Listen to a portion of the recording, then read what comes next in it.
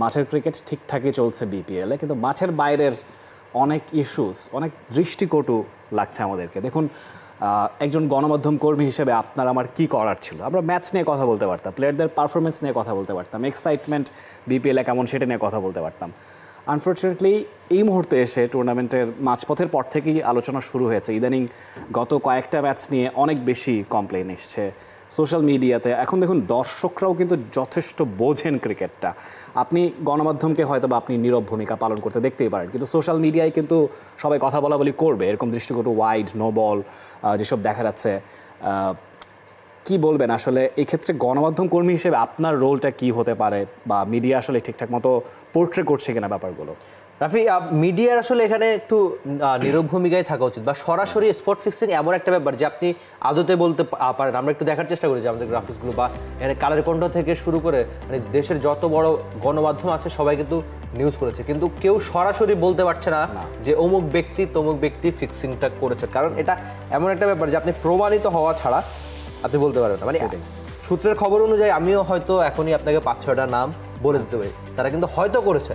কিন্তু এই যে আমি হয়তো শব্দটা কেন বলছি, কারণ একেবারে প্রমাণিত হওয়া ছাড়া আপনি কিছু বলতে পারবেন না। কিন্তু আদতে তারা করেছেন, বা এটা এমন একটা ব্যাপার যে এখন তো অনেক টুর্নামেন্টে হয়, বিশেষ করে ফ্র্যাঞ্চাইজি ক্রিকেটে এটা অনেক বেশি হয়, পুরো দুনিয়াতে হয়। কিন্তু কয়জন প্রমাণিত হয়, বা আকসু এক্ষেত্রে কি করতে পারে, বা আকু যেটা অ্যান্টি কারাপশন ইউনিট বাংলাদেশে কাজ করে, তো তারা তাদের জায়গা থেকে অন্তত আমি বিশ্বাস করি যে তারা ঠিক রয়েছেন। কিন্তু এখানে আদতে আপনি একদম গণমাধ্যমের যে ভূমিকাটা, প্রমাণিত হওয়া ছাড়া আপনি সরাসরি বলতে পারবেন না যে অমুক ক্রিকেটার ফিক্সিং করেছেন। আর এখানে কিন্তু একটা মানহানির ব্যাপারও রয়েছে যে একজন ক্রিকেটার সারা জীবন ক্রিকেটটা কেন খেলেন? একটা সম্মানের জন্যই তো। অবশ্যই তিনি চান যে তার ওই সম্মানটা থাকুক, কিন্তু এমন নিউজ যখন হয় সেটা একটু তার জন্য হতাশার। কেউ যদি সরাসরি তাকে অভিযোগ করে প্রমাণিত ছাড়া। তবে বিপিএল এর গায়ে কিন্তু কলঙ্কের দাগ কিন্তু লেগে আছে। আমরা আগেও দেখেছি পুরো দল নিষিদ্ধ হয়েছে, একজন ক্রিকেটার নিষিদ্ধ হয়েছেন, ক্যাপ্টেন নিষিদ্ধ হয়েছেন। তার মানে আগেও ঘটনা ঘটেছে।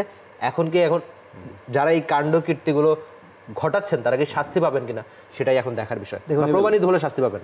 কথার কথা, একটা ইমাজিনারি সিনারিও আপনাকে বলি।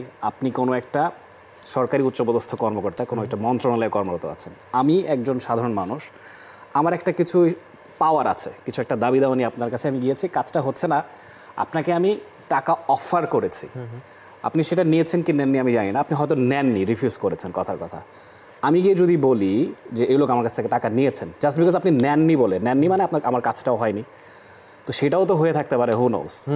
তো এখন অভিযোগের তীর আসলে কি না, আমাদের সোসাইটির একটা প্রবলেম আছে যে আমরা দোষী সাব্যস্ত করে ফেলি। অ্যালেজেড এবং একদম কনভিক্টেড দুটো তো এক জিনিস না। লয়ের ভাষায় তো আমরা কাউকে একটা অভিযোগের তীর যে কারণে আমি আসতে পারে, কিন্তু আমাদের এরকম একটা টেন্ডেন্সি আছে, ইতোপূর্বে এরকম হয়েছেও যে অভিযোগের পর অনেক পরে গিয়ে প্রমাণিত হয়েছে লোকটা নির্দোষ। তো অভিযোগ এলেই সে এটা নিয়ে নড়ে চড়ে বসা, কিংবা অভিযোগ এলে সেটাকে ফেলে দেওয়া, দুটোর কোনোটাই করা উচিত না। অভিযোগ যেহেতু এসেছে, মিডিয়া যেহেতু তদন্ত করেছে, নিশ্চয়ই তাদের ফেয়ার গ্রাউন্ড আছে। আউট অফ নোওয়্যার তো এটা বলছে না কেউ যে ম্যাচ ফিক্সিংয়ের আভাস পাওয়া যাচ্ছে। তো এসিইউ এর কথা আপনি বলছিলেন, তারা একটা অ্যাক্টিভ রোল প্লে করছে, তাদের ব্যাপারটা তদন্তাধীন আছে। তদন্তাধীন অবস্থায় আসলে খুব বেশি সরব হবার সুযোগ আমাদের নেই।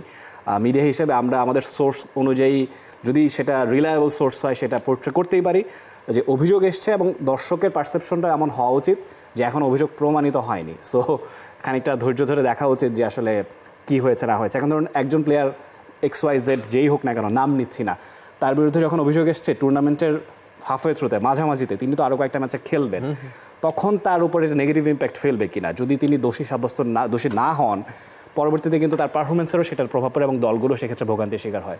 রাফি, এক্ষেত্রে হয় কি, মানে আমার মনে হচ্ছে যে একজন ক্রিকেটার মনে করেন 10টা বছর ক্রিকেটটা খেলছে, তো তিনি যে সম্মানের সহিত ক্রিকেটটা খেলছেন আমাদের দেশে, আর ক্রিকেটাররা খুব মানে ক্রিকেটাররাও এই ব্যাপারটা নিতে পারে না যে তারা খুব মানে হকচকিয়ে যান বা খুবই একটা অবাক হয়ে যান, আরে এমন নিউজ করলো।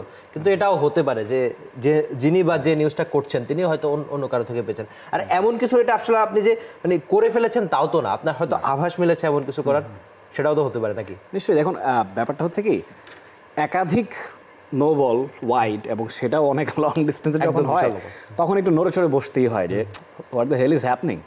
তো তখন হচ্ছে দর্শকদের মনে এই প্রশ্নটা আসে, এটা যে শুধু মিডিয়া এখানে একা রোল প্লে করছে তা কিন্তু নয়, মিডিয়া কিন্তু এটা কিন্তু ভাইস ভার্সা, দর্শকদের ওপিনিয়ন মিডিয়াকে রিশেপ করে, মিডিয়া দর্শকদের ওপিনিয়নও রিশেপ করে, it's a two way process. তো সেই ব্যাপারটা আরেকটু স্মুথ হতে পারতো। আমার মনে হয় কিছু কিছু জায়গায় আমরা একটু লিমিটই ক্রস করে ফেলেছি, দর্শকদের দিক থেকেও মিডিয়ার দিক থেকেও আরেকটু সহনশীল আমরা নিশ্চয়ই আমাদের দেশের ক্রিকেটারদের প্রতি হতে পারি।